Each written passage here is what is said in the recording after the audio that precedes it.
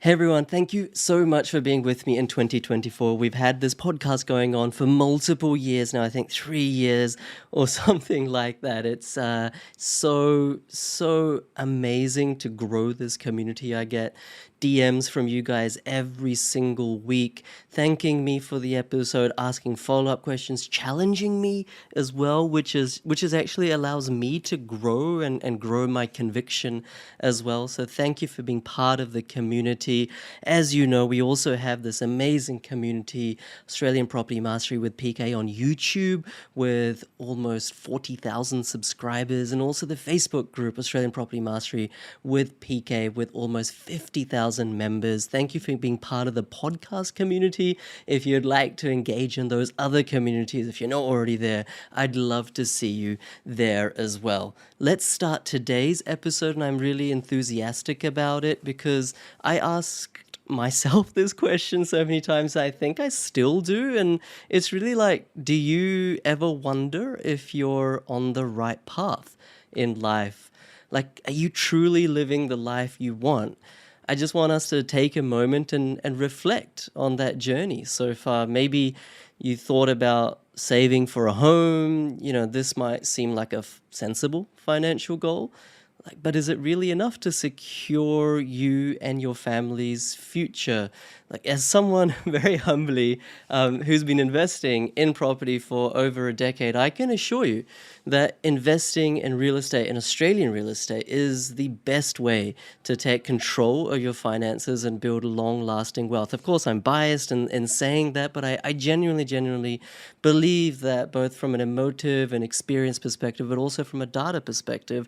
But I know something. I know that it seems overwhelming or out of reach for so many of you guys. But I really do want to assure you that it's not as complicated as it may seem. It's not really as complex, as complicated as it may initially seem. And with the right guidance and strategy, really anyone can invest in property and reap the rewards. And so that's really the sort of motive or agenda, if you could use that word, behind today's episode. We'll be talking about unemployment rising, but I really want to break down these big words and big concepts like unemployment cycles, interest rate cycles, etc., and really make it digestible for you. Because I think if you overcome that hump, that hurdle, then all of a sudden you start seeing the trees from the forest. Actually, I think that saying goes, you start seeing the forest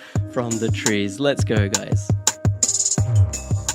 Welcome to the Oz Property Investment Mastery Podcast. My name's PK, and I help busy people build passive income by buying top 5% growth and cash flow property and build a portfolio using data without wasting months doing research, spending weekends at inspection or catching flights, or dropping $10,000 to $20,000 on buyer's agents every single time. So if you're confused, lack confidence, and just overwhelmed with all the information and marketing misinformation available online and don't know where to start, then this show is for you.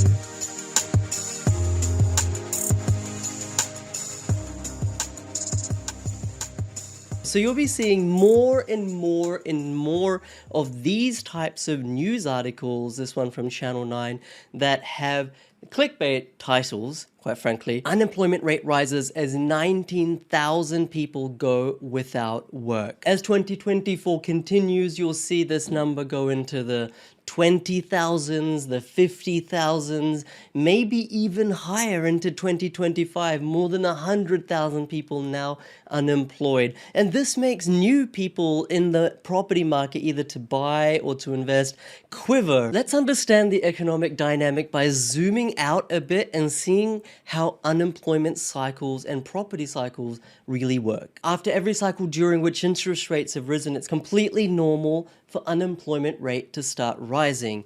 And that is, in fact, yes, when property markets start shallowing out. People think property markets fall when interest rates rise. But I've been going on about this for more than 2 or 3 years. They don't. Here's a chart from Longview, and on the left-hand side it says mortgage rate change over a period of time, and on the right-hand side it says house price index change over a period of time. And so these grays are house prices doubling 0 to 100% in different time periods, okay? 60 to 71, 71 to 76, then more recently 88 to 2001, 2001, 2010, 2010 to 2021. These are different time periods during which house prices doubled. And notice that only during two periods, 1988 to 2001 and 2010 to 2021, have interest rates actually fallen. The rest of the time, interest rates in these four examples have actually risen consistently during the same time period when house prices have doubled. So interest rates really have no correlation to house prices. When interest rates go up, house prices don't come down. And the same is the case in the US. So this is not like just a random Australian phenomenon. And you can see here, okay, the bars are the annualized return for house price growth, okay, and then this dot is how much or how many basis points interest rates or the federal funds rate rose. So you can see 78 to 80, house prices rose by 20%, whereas interest rates rose more than 1,200 basis points. And these so many examples, the averages, every time there's a quantitative tightening cycle, interest rates rise, house prices on average have risen by 12.5%. So you might be wondering, well, when interest rates rise, isn't that when the economy gets like weaker, it shrinks? That's the whole point. Well, it does, but there's a lagged effect. And when interest rates stop rising, that is really when the economy starts to shrink. That is when unemployment goes up. And that's why we're going to see an unemployment rate rise in Australia. And that rise has already started. This year, unemployment rate seasonally adjusted because, there's, summer, winter seasonal adjustments to be made from the ABS. And you can see here in 2020, it obviously spiked up because of COVID. And since then, it's come down. And then in the last year, 2023, late, it started to creep back up beyond almost full employment, which is categorized at or about 4%. So it's definitely on the rise, and I definitely think you'll be hearing so many media articles trying to warn you, trying to scare you about unemployment rising. But you shouldn't be scared, because check this out. This chart is so interesting from Macro Bond. What this is saying is the current unemployment rate of various countries compared to the long-term average. For example, let's take Australia. So the current unemployment rate, as we just saw, is just shy of 4%. And the long-term average in the red here is about 5.5%. Let's take the United States. Right now, the unemployment rate is around or just over 3%, according to this, and the long-term average is over 5%. So what we can see across these countries, the green dots, their current unemployment rates, are significantly, there hasn't been this much disparity from the long-term average, which is the red dots. Okay, see, the bigger the line, the bigger the disparity between current and long-term average. Why this is important is that even if the unemployment rate in Australia rises to beyond 2%, it rises by more than 1%, 2%, 2.5%, it is still in the general territory of long-term averages. Therefore, we're not going into a recession just because unemployment goes up to 5 or 6%. In fact, that's the long-term average. We're just going back to long-term averages. And always remember, when quantitative tightening occurs, interest rates rise, on average, most of the time, unemployment does rise by about 2 to 3% over the course of 1 to 3 years. So, if we right now were at the long-term average and then interest rates have gone up and now unemployment's going to rise by another 2 or 3%, that would be a need for worry. But we're so far below the long-term average that going back to averages is not really going to hurt the property market. In fact, Australia has been such an engine for soaking up and delivering employment to migrants that it has one of the healthiest economies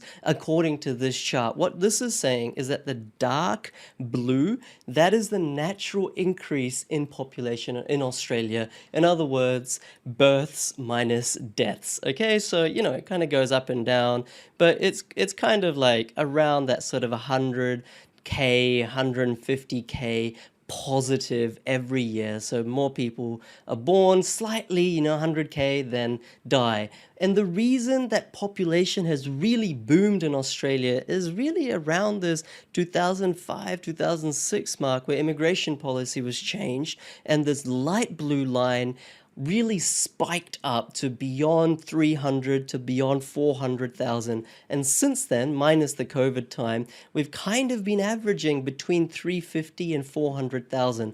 So Australia's population has been markedly increasing, and therefore property markets have benefited because of immigration, not because of natural increases, because of net overseas migration. And we know that that is continuing to deliver migrants into Australia at a rate beyond 350 or 400 per year for the foreseeable future. That's not the insightful part. That's not the interesting part. The interesting part is that actually these light blue immigrants, they've all been gainfully employed. This kind of immigration growth has been the highest in all of the OECD countries since 1982, except Israel. Okay, Australia at a rate of 1.4% growth is the highest population growth due to immigration than any other OECD countries since 1982, except Israel. And Israel has different social policies. I don't want to get into that, which make it a complete different story, different kettle of fish, different outlier altogether. So